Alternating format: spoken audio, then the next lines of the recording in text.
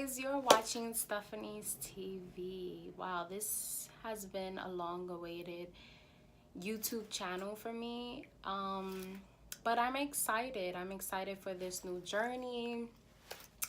I'm excited to let you guys in more of my life. I'm a very, how can I say? I stick to myself. So doing this and telling you guys stories about my life is going to be, I wouldn't say difficult at this point, because this is what I want. You know, I want to probably inspire or help someone else if they're going through some of the things that I've been through. So today I just want to come with a video about when I had two dads. And I know some of you guys are like, two dads, so her dads were gay. And no, there's nothing wrong with dads, you know, two dads. But in my sense, it was I had a father and then my mom married, so I had a stepdad.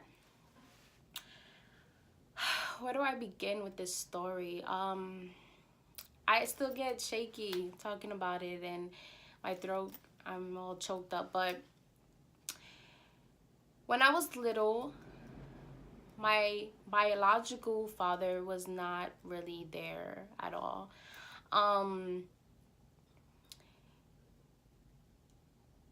It's weird. It's weird talking about this, you know, but I feel like a lot of people do go through these things, and I'm just here to tell you guys that you're not alone. You know, you're really not alone. So my biological father left me and my mom and went all the way to Georgia, and I live in the Bronx. For those who don't know, and for those who do know, I live in the Bronx. So that's far. That's probably like, we always drove. Like, he used to come and pick me up and we always drove. Okay, what's this hair doing? Okay. We drove like 13 hours if I'm not mistaken. Yeah, I think it was 13 hours.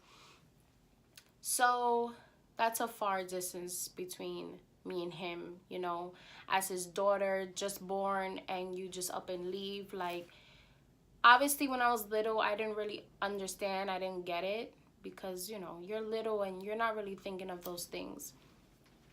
Growing up, I realized that there was a new man that came into my life, and I was confused. I'm like, who is this man? You know, I knew that that was not my dad. He's been in my life since I was 2 years old. I'm not going to say his name, so we just going to call him Bob.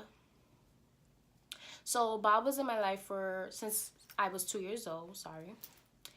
And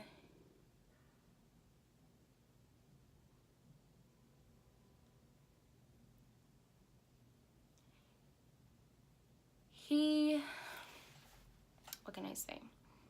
He basically raised me. He basically became my real dad to me. That's how I seen him.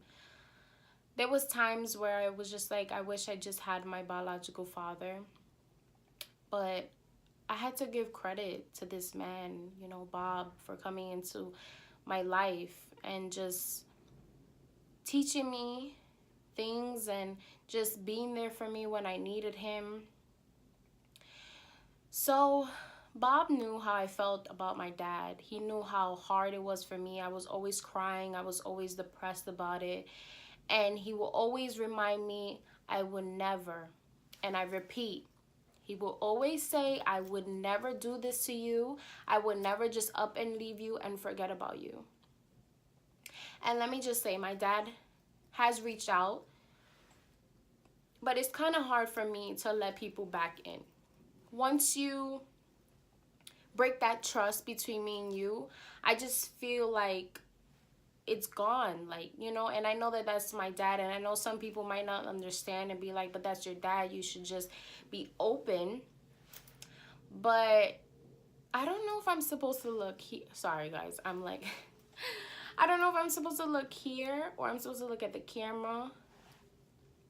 I don't really know. Like, am I supposed to? I'm gonna just keep looking here. So, where was I? So yeah, he would just tell me, you know, sorry. My dad has reached out, and I wish it was different. I wish I would stop saying and, but we gonna, we just gonna, maybe we should work on our vocabulary, but we'll get to that.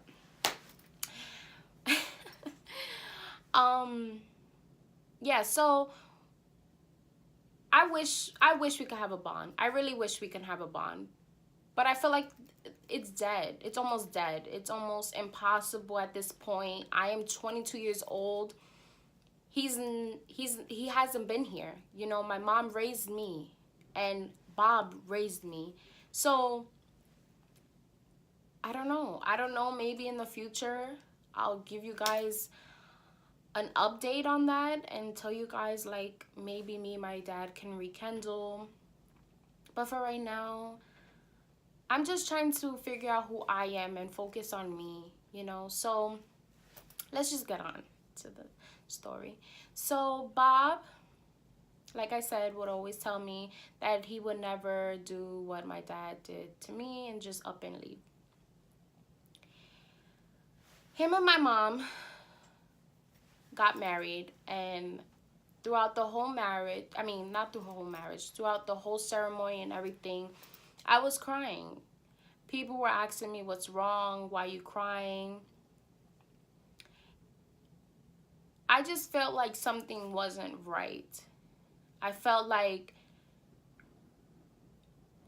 I don't think that she should do this. I don't know if it's because I just always wanted my mom to myself, but I just felt like she shouldn't do this.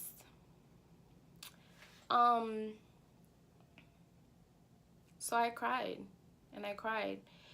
And, it happened. They got married.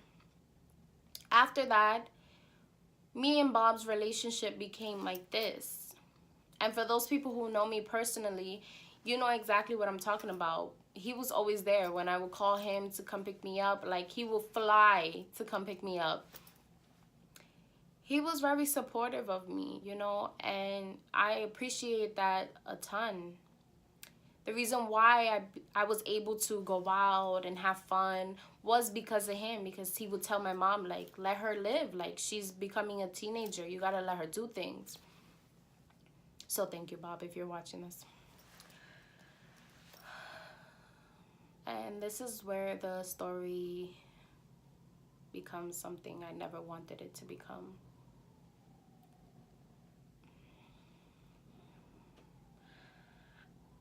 What I'm gonna say after, if you guys see it, then that means that my mom gave me the okay to speak about it. But Bob was basically cheating on my mom. It wasn't physically, but he was having conversations with other women. And I didn't think that he would ever do this to my mom.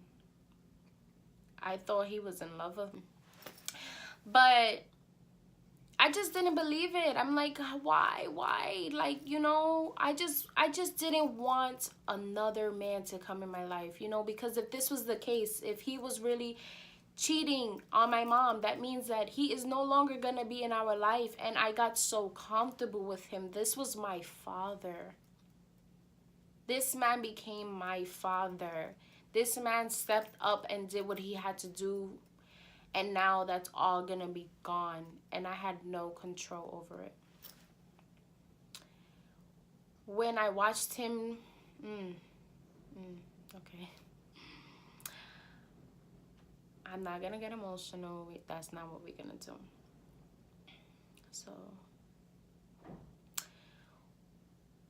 okay. When my mom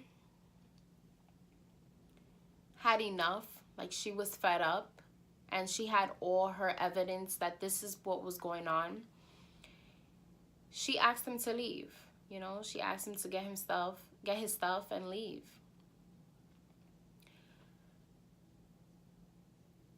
Before he walked out of the door, guys,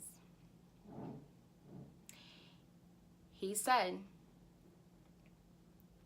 my relationship with you is not gonna change. You can still call me and I will be here for you.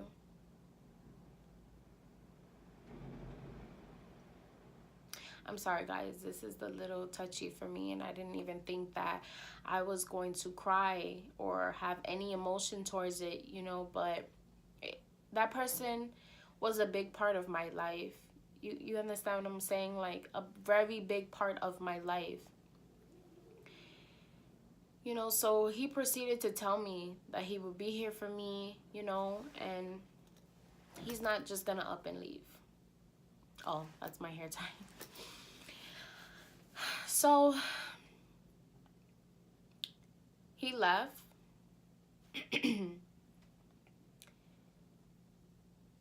And I wish that this story was, he was still here and he was still supportive, but he got into new relationships and they took over. They took over him and he forgot about me.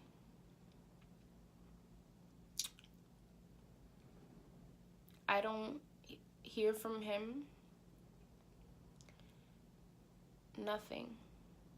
And it hurts so bad because this person that you see as your father is no longer in your life. So it's like I lost two people who were supposed to be there for me and stand up as a man and take care of me, just left. So just imagine like that happening not once, but twice. You know, I can keep dwelling on it.